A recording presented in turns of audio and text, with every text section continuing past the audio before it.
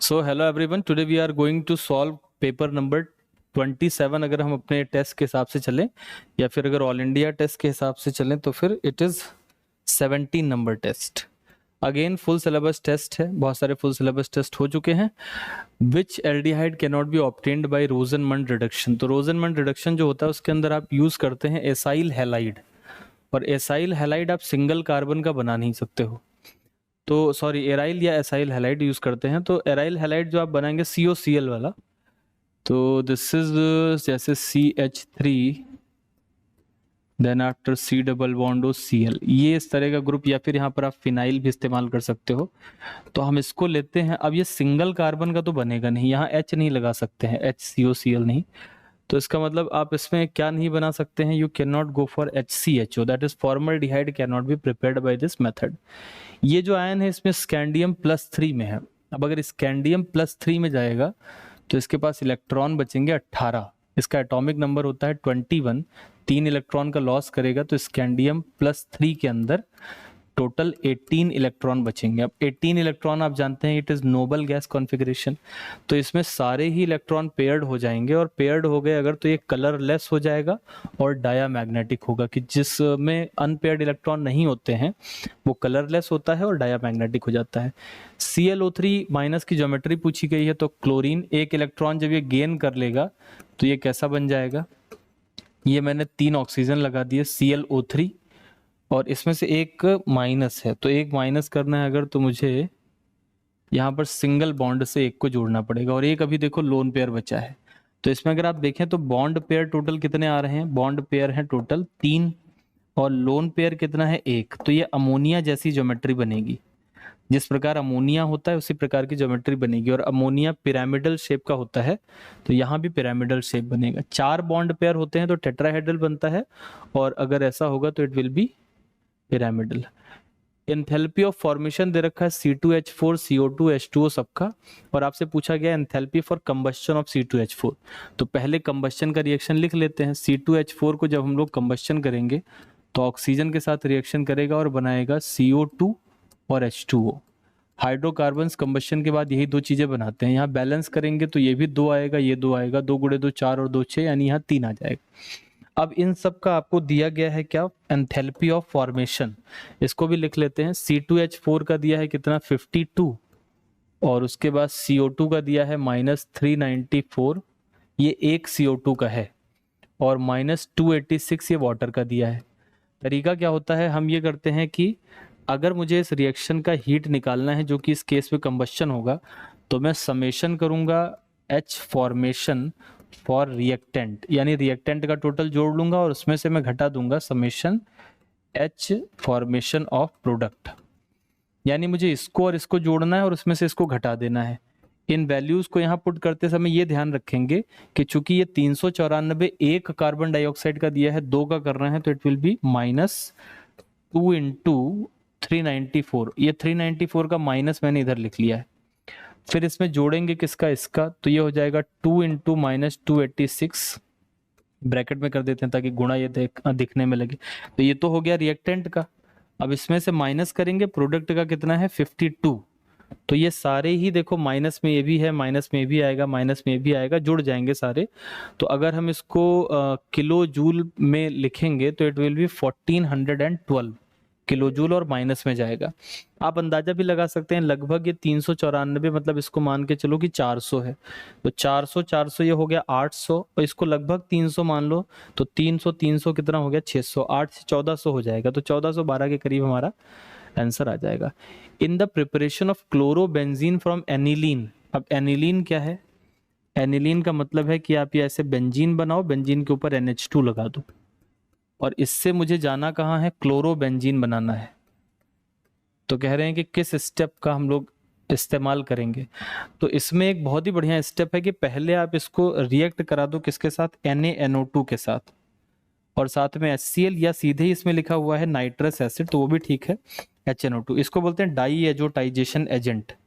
तो ये बना लेगा बेंजीन डाइएजोनियम क्लोराइड N2Cl, और बेंजीन डाइएजोनियम क्लोराइड अगर नाइट्रस एसिड से बन गया, फिर उसको आप हीट कर दो Cu2Cl2 के साथ, Cu2Cl2 के साथ, तो आपको ये मिल जाएगा क्लोरोबेंजीन। ये जो भी ये वाला बॉन्ड होता है ये जनरली टूटता नहीं है, इसलिए नहीं टूटता है क्योंकि यहाँ पर आपको पता है लोन पेयर है, lone pair will go into resonance, resonance करेगा तो ये पार्शियली डबल बॉन्ड हो जाएगा, तो ये जनरली टूट। ओके, नाउ क्वेश्चन नंबर 651 में कहा गया कैल्शियम कार्बाइड। तो कैल्शियम कार्बाइड कैसे लिखा जाता है ये आप देख लें। कैल्शियम कार्बाइड लिखने का तरीका है CaC2, C2 लिखेंगे इसमें। तो CaC2 लिखने में जब यहाँ पर आप इसको 2 OH दोगे और इधर की तरफ क्या होगा 2H, इसको 2H मिलेगा तो इट विल फॉर्म C2H2 और जिसका नाम होता है acetylene, acetylene will be formed. Substitution of one alkyl group replacing hydrogen. Primary amine कौन होता है, RNH2 होता है प्राइमरी एमीन। इसमें से एक H हटा के मैंने इसकी जगह R लगा दिया तो वो 2 डिग्री एमीन बन जाएगा, और 2 डिग्री एमीन जो होता है वो 1 डिग्री एमीन की तुलना में ज़्यादा बेसिक होता है, तो बेसिक स्ट्रेंथ इसकी क्या होगी, बढ़ जाएगी। बेस स्ट्रेंथ में 2 degree is more basic in comparison to 1 degree. एक इलेक्ट्रॉन है जो मूव कर रहा है 5th स्टेशनरी स्टेट में, उसका रेडियस जो है वो 5 टाइम्स है in comparison to the electron which is moving in 4th stationary state. तो अब देखो इसमें क्या है, वेलोसिटी का रेशियो मुझसे पूछा गया, तो मैं कैसे सोचूंगा, मुझे रेडियस का रेशियो दिया गया और वेलोसिटी का पूछा गया, तो ऐसा फॉर्मूला लेंगे जिसमें दोनों आ जाएं। तो हमें पता है mvr बराबर क्या होता है NH/2π। तो इसमें से ये और ये चीज जो है ये तो कांस्टेंट है, यानी वेलोसिटी और रेडियस का जो मल्टीप्लिकेशन होगा वो n के डायरेक्टली प्रोपोर्शनल आएगा। तो पहले मैं ऊपर 5 वालों के लिए लिखता हूँ, 5th की वेलोसिटी यानी v5, या इसको इन्होंने v2 नाम दिया है, अभी बाद में कर लेंगे v2। तो v5/v4 और यहाँ पर r5/r4 will be equal to 5/4। r5/r4 का रेशियो इन्होंने 5 दे रखा है, तो v5/v4 जो होगा ये हो जाएगा into 5 is equals to 5/4। 5 cancel हो जाएगा तो दोनों वेलोसिटीज का रेशियो आ जाएगा 1:4। अब बात इसमें समझने की है, ये इन्होंने v1 v2 नाम दिया, उस पर घबराने की जरूरत नहीं है। 5वें की radius, the radius of the 5th orbit is 5 times the radius of the orbit of electron E2। E2 को दूसरे में मत समझ लेना, इन्होंने कहा है कि E2 जो है वो 4th ऑर्बिट में चल रहा है। तो this question is not difficult. अब ऐसे कर दें कि देखो जैसे दूसरी ऑर्बिट में चलने वाले का नाम R3 रख दो, 5वीं ऑर्बिट में चलने वाले का नाम R6 रख दो, तो ऐसा कंफ्यूज करने टाइप का सवाल बनाते हैं। अगर नॉर्मल शेप आरबीसी का मेंटेन है तो आइसोटोनिक टू ब्लड है, अगर हाइपोटोनिक होता तो आरबीसी स्वेल कर जाती, अगर हाइपरटोनिक होता तो आरबीसी श्रिंक कर जाती। विच of the following is correct stability order. देखो स्टेबिलिटी में +1 की स्टेबिलिटी नीचे जाने पर बढ़ती है, क्यों, because of inert pair effect, lower में लोअर ज्यादा स्टेबल होता है, तो सबसे ज्यादा थैलियम हो जाएगा, फिर इंडियम, मतलब नीचे जाने पर स्टेबिलिटी बढ़ेगी। +3 का पूछते तो घटती, +1 का पूछ रहे हैं तो बढ़ेगी।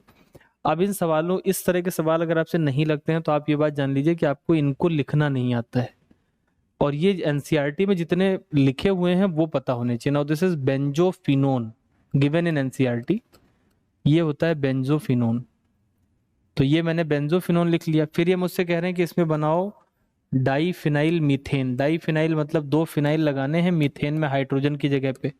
मीथेन में 4 हाइड्रोजन होते हैं तो 2 तो लगे हैं, 2 की जगह फिनाइल लगाना है। इसको अगर आप देखोगे तो इससे ये बनाना है, यानी CO को गायब करके CH2 लगाना है, और ये काम कौन करता है, ये काम करता है ZnHg/HCl। तो A के साथ आपका 3rd आएगा, बस इतने में ही आपका आंसर टिक हो जाएगा। तो the correct answer will be 4th option for this question. तो the very important thing in this is benzaldehyde को 1 फिनाइल इथेनॉन, ये ग्रिग्नॉर्ड रिएजेंट, ये इस काम कर देंगे। तो अगर आप लिखते हैं, स्ट्रक्चर बना ले जाते हैं, then you can go with cyclohexane, cyclohexanol LiAlH4 reducing agent है। और अगर आप एस्टर को सिर्फ लेकर जाना चाहते हैं एल्डिहाइड तक, तो this will be DiBAL-H। PCl5 dissociate हो रहा है 50%, तो नाउ लेट्स राइट PCl5, इससे बना PCl3 + Cl2। 1 मोल लिया था, 0 था, यहाँ पे आधा गया तो ये 1/2 1/2 हो जाएगा। टोटल मोल 3/2 बन गए, इसमें तीनों आधे आधे आधे ही हैं। तो मोल फ्रैक्शन अगर मैं लिखूंगा तो कितना आ जाएगा, mole fraction will be equal to 1/2 divided by 3/2, 1/2 divided by 3/2, ये 1/3 आ जाएगा। तो ये भी 1/3, ये भी 1/3, ये भी 1/3। पार्शियल प्रेशर क्या होता है, मोल फ्रैक्शन को मल्टीप्लाई कर दें किससे, प्रेशर से, तो इट विल बी P/3 और ये भी हो जाएगा P/3। Kp निकालना है तो Kp बराबर हो जाएगा P/3 into P/3 divided by P/3। ये दोनों कैंसिल हो जाएंगे तो हमारे पास आ जाएगा Kp is equals to P/3, या हम लिख सकते हैं pressure is equals to 3 Kp, यानी करेक्ट आंसर हो जाएगा second option. Which one of the following, H2 और O2 को अगर ले रहे हैं तो कौन सा सेल होगा ये, it will be fuel cell. NCERT में मेंशन्ड है, पानी बनता है जिसको सैटेलाइट वाले इस्तेमाल कर लेते हैं। जितना छोटा साइज होगा इलेक्ट्रोनेगेटिविटी उतनी ज्यादा होगी, ये सही बात है। Electronegativity is the tendency of atom to share electron, no it is not the tendency to share but it is the tendency to pull the shared pair electron. तो reason is wrong, assertion is correct, assertion correct and reason is wrong. Antibonding molecular orbital जो होती हैं उसमें दो nucleus के बीच में बनता है नोडल प्लेन। और आपको पता है नोडल प्लेन क्या होता है? नोडल प्लेन वह स्थान है जहां पर इलेक्ट्रॉन की डेंसिटी 0 होती है। तो दो न्यूक्लियस के बीच में between the two nuclei electron density will be minimum, that will be the correct option in this case. इसमें से सोडियम NaOH के साथ कौन रिएक्ट करेगा अल्कोहल बनाने के लिए? तो आपको पता है मीथेनल जो होता है HCHO, इसके अंदर कोई अल्फा हाइड्रोजन तो है नहीं, और अगर अल्फा हाइड्रोजन नहीं है तो अगर आप इसको NaOH से रिएक्ट कराओगे यानी बेस के साथ तो ये देगा कैनिजारो रिएक्शन। कैनिजारो में एक इसका बन जाएगा HCO- और एक इसका बन जाएगा CH3OH यानी मिथेनॉल। कैनिजारो में एक मॉलिक्यूल ऑक्सीडाइज होता है और एक मॉलिक्यूल रिड्यूस होता है, तो मिथेनल ऐसा है जो NaOH के साथ क्या देगा? अल्कोहल। आइसोथर्मल एक्सपेंशन हो रहा है तो आइसोथर्मल का मतलब है डेल्टा T बराबर कितना है? 0। तो डेल्टा H जो है वो कितने के बराबर होता है? NCP डेल्टा T के। अगर ये चीज 0 हो गई तो डेल्टा H भी हमारे पास क्या आ जाएगा? 0। और इनमें से टिक करना होगा तो एंथैल्पी रिमेन्स अनअफेक्टेड, यानी कि कोई भी चेंज नहीं आएगा। इनमें हमें सबसे स्टेबल को पहचानना है, लीस्ट स्टेबल, सॉरी। तो लीस्ट स्टेबल कैसे? दिस इज एरोमेटिक तो ये लीस्ट स्टेबल नहीं हो सकता, ये भी एरोमेटिक है तो लीस्ट स्टेबल में नहीं जाएगा। इन दोनों में एरोमेटिसिटी नहीं है। इसके अंदर कॉन्टिन्यूअस कॉन्जुगेशन है लगातार वाला, इसके अंदर दोनों तरफ क्रॉस कॉन्जुगेशन है, तो cross conjugation is less stable then continuous conjugation.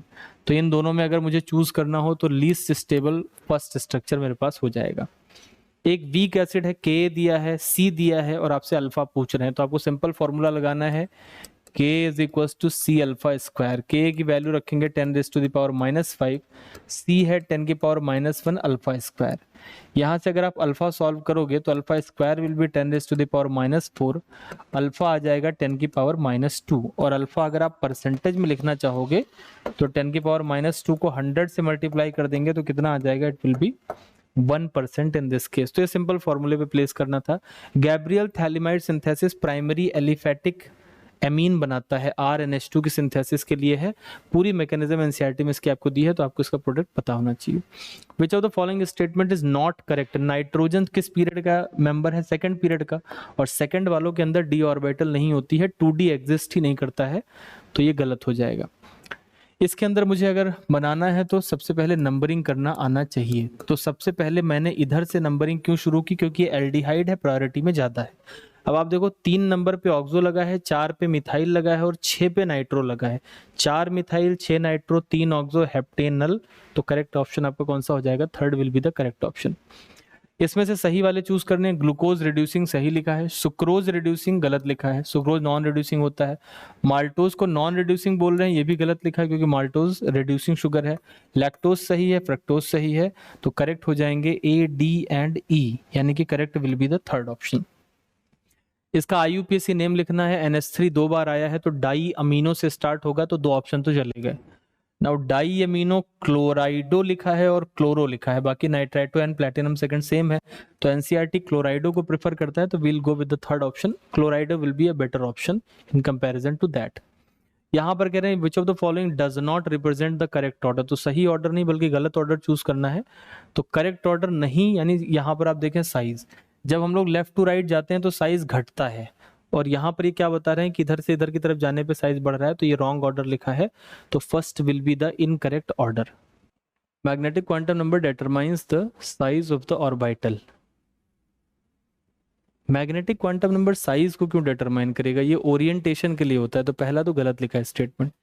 Spin quantum number of an electron determines the orientation, ये भी गलत लिखा हुआ, स्पिन स्पिन बताता है, तो दोनों ही स्टेटमेंट गलत हैं, both statement first and second are incorrect, तो ये सही हो जाएगा। The plot that represents the zero order reaction is, तो ये एनसीईआरटी का ग्राफ है, सीधा सीधा सेकंड सही हो जाएगा। जीरो ऑर्डर रिएक्शन में आपको पता है टाइम के साथ रिएक्टेंट कम हो जाता है, एक आर नॉट से रिएक्टेंट शुरू होता है और इस दौरान में स्लोप फिक्स है यानी रेट कांस्टेंट रहता है। एनसीईआरटी ने इसको जीरो तक मिलाया नहीं है, तो I will not go with this graph, तो ये बेटर है because it is given in NCERT. हालांकि zero order reaction theoretically complete हो जाता है, तो that is also fine, but अगर ये दोनों मेरे पास ऑप्शन में हो तो I will go with this one. 73 में 28 ग्राम हीलियम, तो ये 7 मोल हो जाएगा। इसका जो मॉलिक्यूलर वेट है वो 4 है, तो इट इज 7 मोल, तो ए के साथ मुझे सेकंड मिलाना है और उत्तर से मेरा काम बन जाएगा। 46 gram sodium is 2 mole, 23 is the weight, तो बी के साथ मुझे फर्स्ट हो जाएगा। ये 40 होता है तो 1.5 मोल यानी सी के साथ 4 ऐड हो जाएगा, एंड अगेन डी के साथ 27 ग्राम एल्यूमिनियम इज 1 मोल, तो it will B fourth option. वैसे तो आप पहले से ही कर सकते थे। फिनॉल में न्यूक्लियोफिलिक सब्स्टिट्यूशन रिएक्शन नहीं होता है, उसका रीजन क्या है? क्योंकि अभी मैंने आपको बताया था एनिलीन के साथ भी वही प्रॉब्लम है जो फिनॉल के साथ है, ये है फिनॉल। अब जब ये इलेक्ट्रॉन यहाँ इन्वॉल्व हो जाएंगे तो ये इसको पार्शियली डबल बॉन्ड बना देंगे, और पार्शियली डबल बॉन्ड बनाने का मतलब क्या होता है कि ये इसके साथ यहाँ पे ये इसको तोड़ नहीं पाएगा, और तोड़ नहीं पाएगा तो इसका मतलब क्या हुआ, it will B partially double bond, and partial double bond के साथ ये प्रॉब्लम आती है। 75 नंबर असर्शन लिखा है, ये नॉन पोलर है, यही बात गलत लिखी है, assertion is wrong, it is non polar is wrong because ये पोलर होता है CH2Cl2, क्योंकि ये टेट्राहेड्रल कंपाउंड है, तो असर्शन इज नॉट करेक्ट, और ऐसा मेरे पास एक ही ऑप्शन होता है, तो I will go with this option. मुझे लगता है मुझे रीजन पढ़ने की जरूरत ही नहीं पड़ेगी इसमें, both are correct, both are correct, correct मतलब असर्शन अगर गलत निकल गया तो डी टिक कर देना चाहिए, रीजन करेक्ट ही होगा ऐसा मान के। लेकिन वैसे इन्होंने लिखा है molecule with zero dipole moment is non polar, तो सही बात लिखी है वैसे।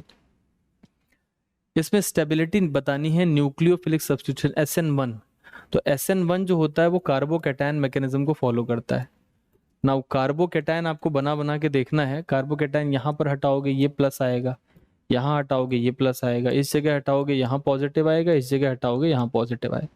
तो इन सब में देखो ये सबसे ज्यादा स्टेबल है क्योंकि इसमें इसका प्लस M इफेक्ट लग रहा है, तो मोस्ट स्टेबल तो इसमें हो जाएगा C। तो इतना जानने से मेरे 2 ऑप्शन चले गए। अब C के बाद मुझे पता है C के बाद अगले नंबर पे यही आएगा क्योंकि एरोमेटिक है, तो D, तो C के बाद तो D दोनों में आ रहा है, इन दोनों में ज्यादा स्टेबल A होगा, तो A should come first, C D then A आना चाहिए देन B, यानी तीसरा करेक्ट हो जाएगा। अगर एक सिस्टम इक्विलिब्रियम पर है तो रेट ऑफ फॉरवर्ड रिएक्शन और रिवर्स रिएक्शन इक्वल होते हैं। इक्विलिब्रियम की डेफिनेशन यही, rate of forward and reverse equal होना चाहिए। इसमें से कौन सा reagent para methyl benzene diazonium chloride को पैराक्रिसॉल बना देगा? तो ये है पैरा, नाम ऐसे देख के डरना नहीं है, पैरा पे लगा हुआ है मिथाइल, तो ये लगा दिया मैंने मिथाइल, और बेंजीन डाइएजोनियम क्लोराइड मतलब N2Cl, ये बन गया para methyl benzene diazonium chloride. इससे मुझे बनाना है पैराक्रिसॉल। क्रिसॉल क्या होता है? अगर OH और CH3 दोनों हो तो उसे क्रिसॉल कहते हैं। ये हो गया पैराक्रिसॉल, मतलब ये वाला सेक्शन तो इसी तरीके से रखना है, यहाँ पे मुझे OH चाहिए और ये काम पानी कर सकता है, तो पानी is the better option, H2। Lanthanoid which has the smallest size, आपको पता है लैंथेनॉइड में साइज लेफ्ट टू राइट जाने पे घटता है और ये सबसे लास्ट में आता है।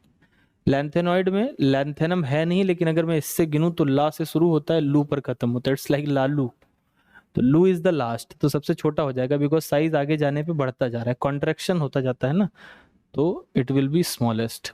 ऑक्सीडेशन नंबर ऑफ कोबाल्ट निकालना है, ये 0 है, ये +1 है, तो ये -1 होगा, तभी तो न्यूट्रल बना हुआ है सब कुछ, तो तीसरा सही हो जाएगा। इसमें से कौन से स्टेटमेंट सही है? फेरिक क्लोराइड OH ग्रुप को टेस्ट करता है, ये सही बात है। कीटोन 2,4-DNP टेस्ट तो देता है, लेकिन फेहलिंग टेस्ट कीटोन नहीं देता है क्योंकि फेहलिंग माइल्ड ऑक्सीडाइजिंग एजेंट है।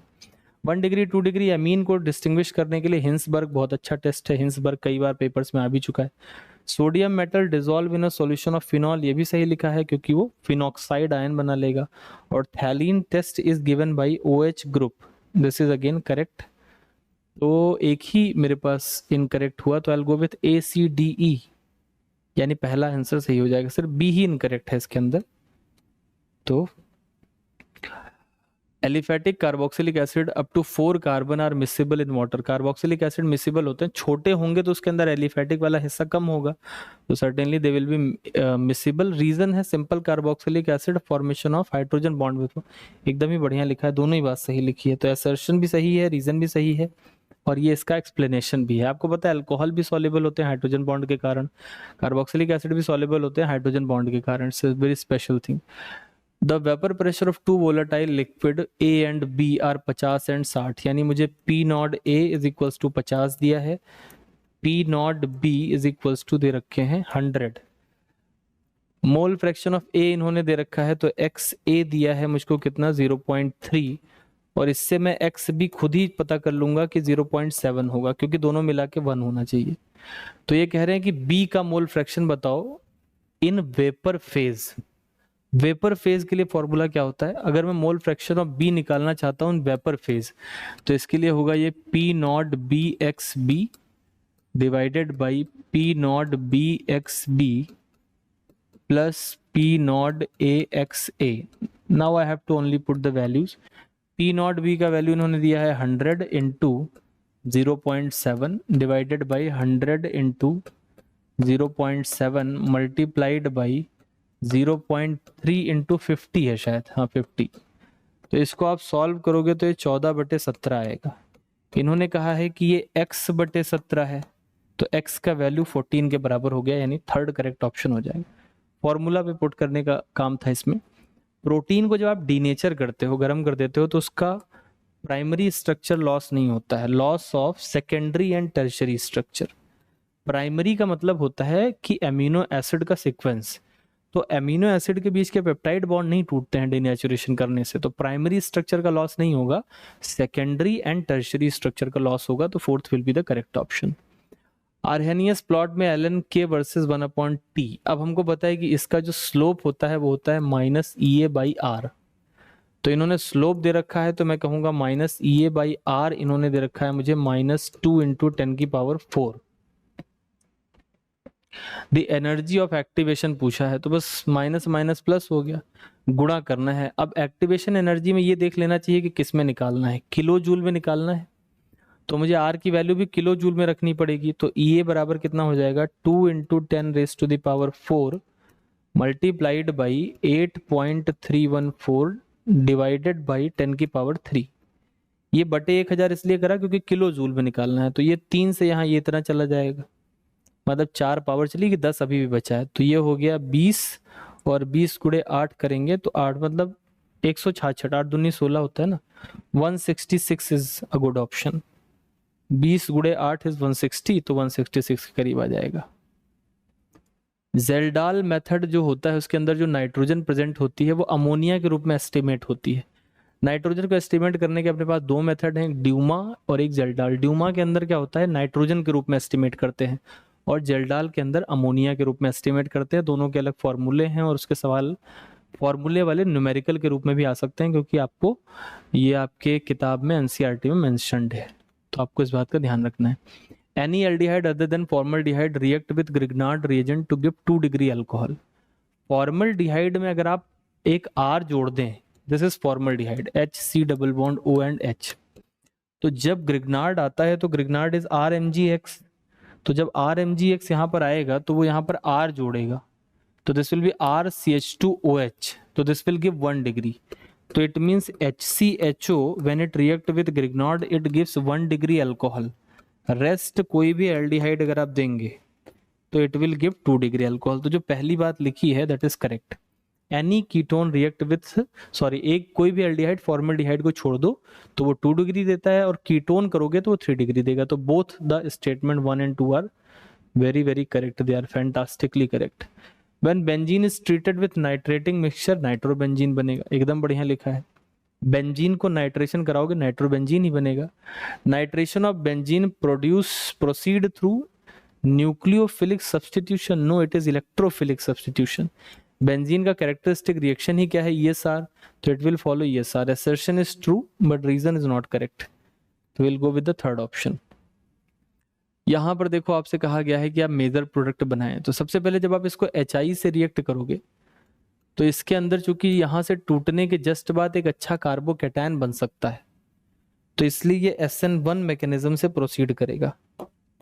Either it should be 3 degree और जस्ट पड़ोस में 3 डिग्री हो तब भी चल जाता है। तो यहाँ पे क्या होगा कि इधर की तरफ ये वाला OH ये यहाँ से टूटेगा, तो इधर की तरफ मुझे यहाँ पर आयोडीन मिल जाएगा, इट विल बी आयोडीन, और एक अल्कोहल बनेगा। ओके सॉरी, मुझे कुछ गड़बड़ हो गया इसमें, मुझे दोबारा से सोचना पड़ेगा। सोच लेते हैं दोबारा से, क्योंकि ये 4 डिग्री नहीं है, इट इज 3 डिग्री।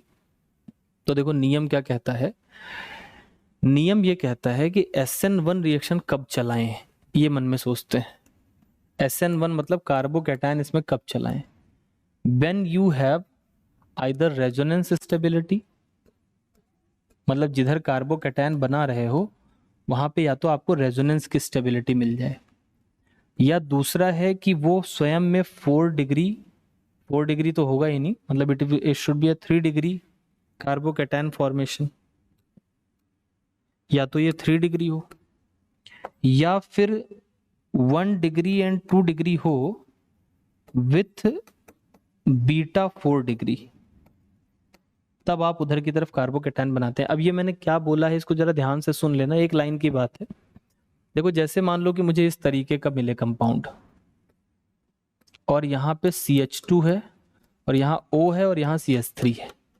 अब मैं ये जानता हूं कि अगर मान लो मैं इसमें इधर की तरफ इसको तोड़ दूं ये वाला, तो इसको पॉजिटिव बनाऊंगा और ये नेगेटिव बन जाएगा।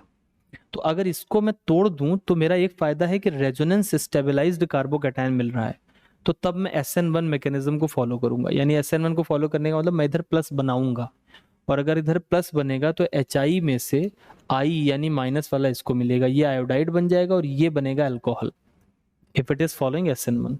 दूसरा कब इसको करना है, जब ये 3 डिग्री हो। तो 3 डिग्री का मतलब क्या है, जैसे ये कार्बन है, यहाँ पर एक ऑक्सीजन लगा हुआ है और ये है, और इस कार्बन से ये 3 डिग्री इस तरीके से लगा है। अब मुझे पता है कि अगर मैं यहाँ से तोड़ूंगा तो मुझे यहाँ पे पॉजिटिव मिलेगा, and that positive will be on a 3 degree carbocation, तो भी मुझे इधर प्लस करना है, SN1 चलाना है। तीसरी शर्त क्या है कि मान लो ये 1 डिग्री या 2 डिग्री हो, यानी O है और यहाँ पे C है। अब ये तो मान लो कि 1 डिग्री ही है, लेकिन इसके पड़ोस में 4 डिग्री हो ये वाला, तो भी मैं इधर की तरफ तोड़ लूंगा, क्योंकि यहाँ पॉजिटिव आएगा वो शिफ्ट करके इधर चला जाएगा, तो उस परिस्थिति में भी मैं तोड़ लूंगा। तो ये 3 परिस्थितियों में आपको तोड़ना है, अदरवाइज आपका फिर इधर ही टूटेगा, इधर SN2 चल जाएगा। तो यहाँ पर देखो पड़ोस वाला 3 डिग्री है, 4 डिग्री तो है नहीं, तो उस केस में वी विल फॉलो SN2। और अगर हम SN2 फॉलो करेंगे मतलब हम इसे नहीं तोड़ेंगे, हम इसे तोड़ेंगे, और इसे तोड़ेंगे तो इधर की तरफ पॉजिटिव मिलेगा, यानी इधर आयोडीन बन जाएगा, और इधर की तरफ H बनेगा, यानी जो अल्कोहल बनेगा वो ये बड़ा वाला अल्कोहल बनेगा। तो बड़ा वाला अल्कोहल किस तरीके का होगा, ये फिर यहाँ और फिर यहाँ पे लग जाएगा OH, ये बन गया अल्कोहल। अब इस अल्कोहल को ये किससे ट्रीट कर रहे हैं, H2SO4। तो H2SO4 आपको पता है यहाँ पे H+ देगा, और ये H+ यहाँ जब आके जुड़ेगा तो ये पानी बन के यहाँ से निकल जाएगा। Now positive charge will be here, ये पॉजिटिव चार्ज आपको पता है क्या करेगा, 1 डिग्री शिफ्ट कर देगा, तो ये इस तरीके का बन जाएगा यहाँ पे पॉजिटिव चार्ज। फिर H2SO4 में HSO4- अभी बचा हुआ है, वो प्रोटॉन एब्स्ट्रैक्ट करेगा, तो इस जगह पे डबल बॉन्ड आ जाएगा बिकॉज ऑफ द स्टेबिलिटी, तो यहाँ पे डबल बॉन्ड आएगा, तो this will be the correct answer, second correct answer हो जाएगा। बढ़िया सवाल, मतलब बढ़िया अपने लेवल का, मुझे ऐसे सवाल अच्छे लगते हैं जो मुझको लगता है नीट में आ सकते हैं, वैसे नहीं जो लगे ना, वैसे जो नीट में आ सकते हैं, दे आर गुड क्वेश्चंस। इसमें से कौन सा लसाइने टेस्ट को फॉलो नहीं करेगा। अब लसाइने में आपको पता है क्या बनता है, लसाइने टेस्ट के अंदर आपको साइनाइड बनाना है। साइनाइड के लिए कार्बन भी होना चाहिए और नाइट्रोजन भी होना चाहिए, लेकिन हाइड्रोजन क्या है, NH2, इसके अंदर कार्बन है ही नहीं। तो लसाइने टेस्ट पॉजिटिव करने के लिए दोनों चीजें होनी चाहिए, यूरिया में है, इसमें है, इसमें है, ये सब तो दे देंगे, लेकिन ये वाला नहीं देगा क्योंकि इसके पास कार्बन है ही नहीं। तो कार्बन इज मैंडेटरी, क्योंकि साइनाइड बना के फिर उसको K4CN6 करके ही तो आगे टेस्ट करते हैं। तो अगर आप इसका थोड़ा सा मैकेनिज्म जानते हैं और नहीं जानते हैं तो इस बात को जान लें कि ये टेस्ट देने के लिए कंपाउंड के अंदर C भी होना चाहिए और N भी होना चाहिए, तभी ये कंपाउंड ये वाला टेस्ट देगा। तो this was all about your this test paper. अगले सॉल्यूशन में आपसे पुनः मुलाकात करेंगे, तब तक पढ़ाई करते रहें। All the best.